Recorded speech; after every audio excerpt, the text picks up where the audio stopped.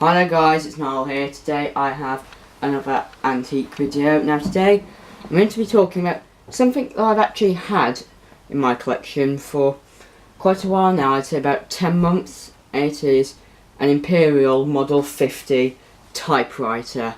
Now many of you have seen these in films. They are quite iconic and definitely very cool looking if you ask me. This one was made in 1938, so this gained on quite a bit. Now, today's video, as always, I'm going to show you how to operate this typewriter.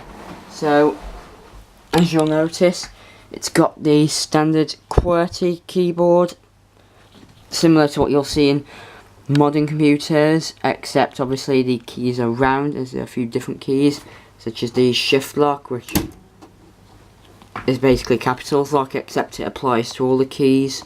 And then of course, by applies all to the keys, obviously if you press the capitals lock, the numbers will still work on a computer, whereas with this one, the one above them will work. So just for 4 you've got the @ symbol, and all the others, it works exactly the same. So put you back here a bit. So there are many different features of the typewriter, such as here, where you could mount it to a desk, and obviously the keyboard, but there's a lot more to operate than actually the keyboard.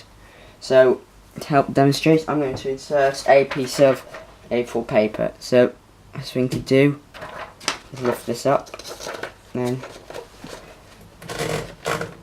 insert a piece of A4 paper. Let's take any paper, any A4 paper works just fine. Now, one thing about this particular one, you're not actually, for some reason on mine, the bell has stopped sounding whenever you get to the end of a line. Oh, it does occasionally do it. Sometimes you have to manually put it back in place. I don't know why that is, it just suddenly started doing that. But the ribbons for these are actually, you can still make them, you can still find them on some websites that will sell things. Like this one, I actually had to buy this ribbon. This isn't an original ribbon, this is a remake, and you just have to spool it onto the original spools, because the modern plastic spools they come in won't fit any of these machines. So you can write anything you want on these. So I have to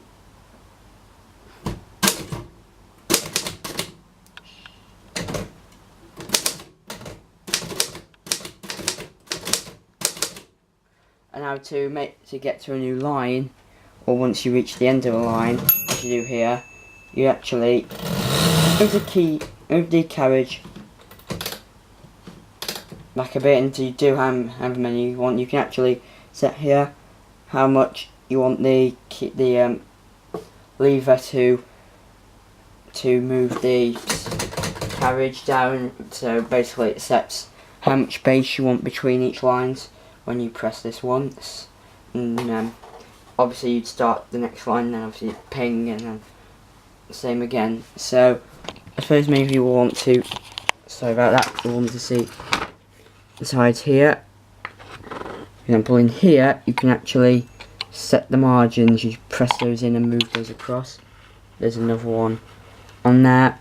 There's some of it controlled, and then also you can see all the inner workings, and there's actually a window on each side so you can see the inner workings of the typewriter.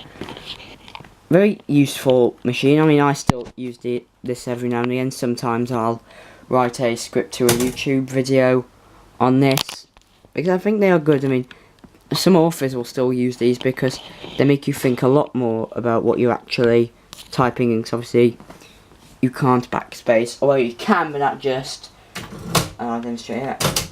Use the carriage back one space and delete anything. You can use Tipp-X, probably the best thing you can use nowadays to delete any work thing. Perhaps you've made a typo towards the end of the page, which obviously would have been quite annoying. Now, I think the keys on here would have originally been white, however, obviously over time they've become yellowed, which is just unfortunate. Now, I'll talk a bit about the way these things actually worked. You'll notice that here there are little blocks. You probably won't see them very well, but what it is each key is attached to a lever, which on the end of it has, as you can see here, you press that here, a block rises up. Now that block has the imprint backwards of a letter, so when you press that key down hard enough, it will smack against the ink ribbon here, and that will push the ink against the paper, which will make the imprint. If I type in, and of course, I can't get that to focus a bit, but yeah, you will have the imprint there. Obviously, typewriter fonts are quite common to see on word processors. They do look quite cool in my opinion.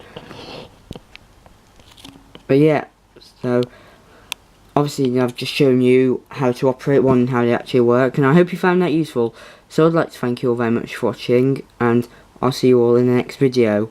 Please do comment and subscribe, like if you did like the video, and if you didn't, then don't just dislike, do tell me in the comments why, so that I can make the next video all the more enjoyable. So thanks for watching, and I'll see you all in the next video.